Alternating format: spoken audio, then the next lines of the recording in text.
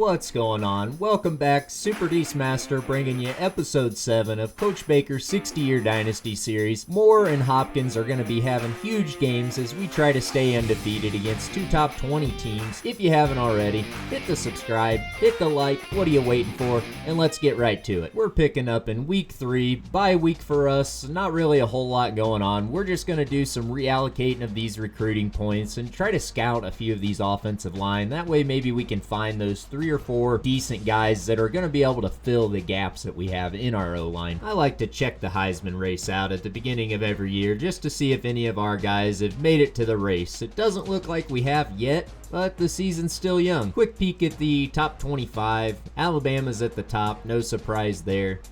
Really maybe the only surprise I'm seeing right off the bat would be Navy. In the top 25. They usually don't start there, but sometimes they finish there. And let's quit wasting time. Let's jump over to week 4 where we're going to square off against the Miami Hurricanes. It's great to see this early in the season. We've got a couple of our top prospects ready to visit. We'll go ahead and get them scheduled this week. The boys are loading up on the buses as we speak, getting ready to head to Hard Rock Stadium. But before we do, let's look at some recruiting. We're going to get these guys topped off, get a few of them offered a scholarship, and scout a couple. I definitely want to see PJ McCauley as part of this team. Let's add all we can there. And then, of course, we're going to get our visits scheduled. We've got Jason Williams, Dustin Weber, John Moore, Tim Williams, as well as Brandon Fowler. We're all going to get scheduled for that week 6 if we can. If we win that against the Irish, that should be a huge leveraging factor in getting some of these higher-rated recruits to maybe commit to the Boilermakers. Let's get to some gridiron action, though. The Hurricanes are coming in with Brevin Jordan, Trahan Bandy, and Michael Pinckney. Brevin was drafted by the Texans, and then Michael and Trahan both have played in the NFL. And, of course, we're bringing back Hopkins, Moore, and Bailey. Nothing new for us there. Miami gets the ball after the coin toss, but our defense forces a 3 and out. We get the ball with about 2 minutes to go in the first quarter. We take off with Elijah Sindelar, and then he throws it to Jared Sparks, and guess who does the rest? The Sparks are flying, baby, and I'm telling you,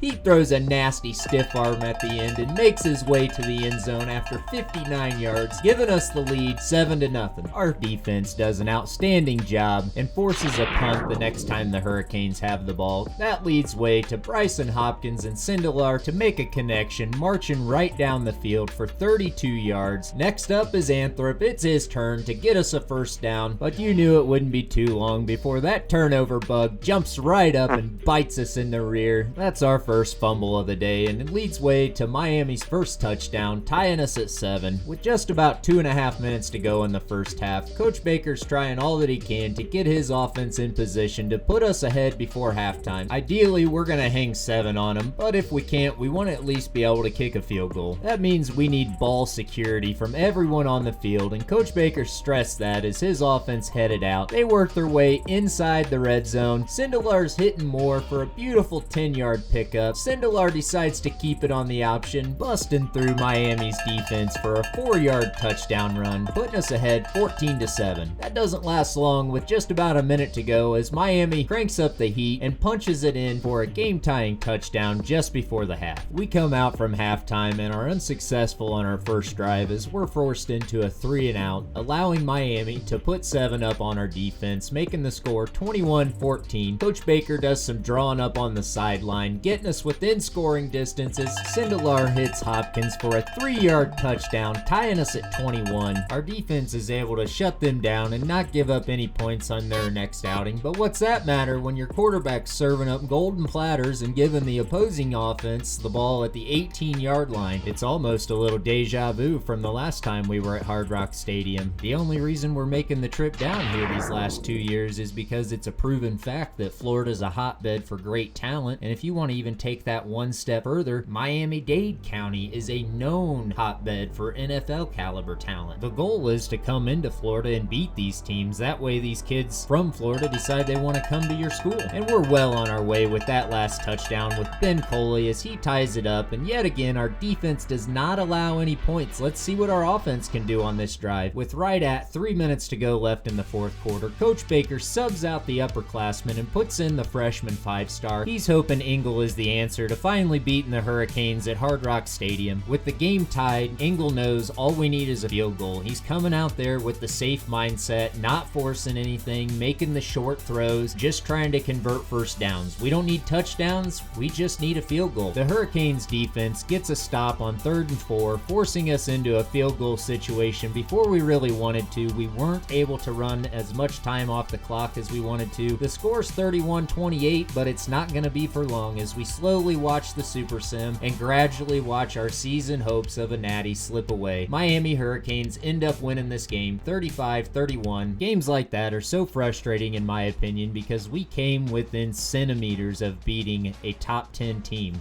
And all because of turnovers, we weren't able to get the job done. We literally shot our own toes off. We beat ourselves. Let's jump over to week 5 where we're going to square off against the Nebraska Cornhuskers. You always love to see when some of those higher rated recruits you've been going after decide they're ready for a visit. Let's get them scheduled this week. With most of our other visits scheduled for the Notre Dame game coming up in the next week, let's go ahead and try to get these guys scheduled that way too. Maybe we can get some commitments early in the season. And then we're just going to try to top off some of these other higher rated recruits that we don't have clear up to 600 yet. Also, we're going to go after David Morrow there. I know we need a punter, but a punter and a kicker are pretty much the same thing. Herb Street seems to think the Cornhuskers are coming out on top in this one, but after last game, something tells me the Boilermaker boys are going to be just a little bit upset with their performance from last week and maybe looking to get some revenge. Our defense shuts them down, and then one play, one pass, one catch. Rondale Moore takes it 88 yards straight to the house, making the score 7-0. Our defense shuts them down again, sends our offense back out onto the field, and we have to convert on a 3rd and long. Who do we call on? Bryson Hopkins. He converts for us, moving the chains, but later that drive we go for it on 4th and 7 and do not convert. But the dogs on defense are still not giving up any points. Even when they get the ball at the 11-yard line, the 12-yard line, they're only able to get a field goal. I love our defense. They're just the nastiest bunch so far this year. The offense has been a little bit of an all or nothing kind of team so far this year, and this is definitely one of those plays where it is an all kind of play. Bryson Hopkins takes this one all the way to the house, 72 yards, making the score 14-3. With the lead, Coach Baker wants to put Engel in and try to get him a few snaps under his belt, some game time experience. In no time, he works us down the field, gets us almost inside the red zone, and then completes a pass to Rondale Moore, putting us within 5 yards of the end zone, hitting Bryson Hopkins to give us the lead 21-3. We're almost through the second quarter and our defense finally gives up their first touchdown of the game. We've got about a minute to go and Coach Baker wants to go ahead and try to score. If we can widen this lead a little bit, that would be great before half. The Cornhuskers shut that down quick as they drop a D lineman back in coverage, and isn't this just a D lineman's dream? Look at him rumbling down the field. He thinks he's going to take it all the way to the house. Gets caught about the 10-11 yard line. Nebraska ends up scoring a touchdown out of that, making the score 17-21. We've got about 10 seconds to go in the half. Coach Baker still wants to try to get down, score a touchdown, or even kick a field goal. With no time remaining, Engel drops back, gives it a heave, but a Nebraska defensive back picks it out of the air, ending the half 17-21. We get the ball to start the half and come out firing, hitting Jackson Anthrop right away, trying to move the ball down the field as quickly as we can. I'm beginning to think that's our offense's biggest problem. We just get in too big a hurry as Sindelar throws another interception, giving the Cornhuskers a chance to go ahead. Our defense pulls through again and doesn't allow any points, but our offense gets stuck in a third down situation and has to give it a heave to Hopkins. He comes through miraculously, giving us the first down, keeping the drive alive. On a second and forever situation, we call one of Rondale Moore's favorite plays, and he executes it to perfection as he picks up nearly a first down, getting us 14 yards, but it's all for nothing as on the next play, we end up throwing one to Mr. Booty, and he takes it to the house. Pick 6. I know Nebraska played for a Big Ten championship last year, but this is unacceptable. We have to do a better job of staying focused and not throwing so many interceptions. Let's try running the ball here. Alex Horvath breaks off a huge 11-yard run for us. Now that the defense is on their heels, we can throw it a little bit. There's about a minute and a half to go in the third quarter, and we're in scoring position. Sindelar calls his own number as he keeps it on the option, gets us a 5-yard touchdown run, making the score 28-24. Purdue leads. Our defense gets a stop, and we come out on offense in a great position to bump this up to a 2-score game, but instead, Nebraska drops a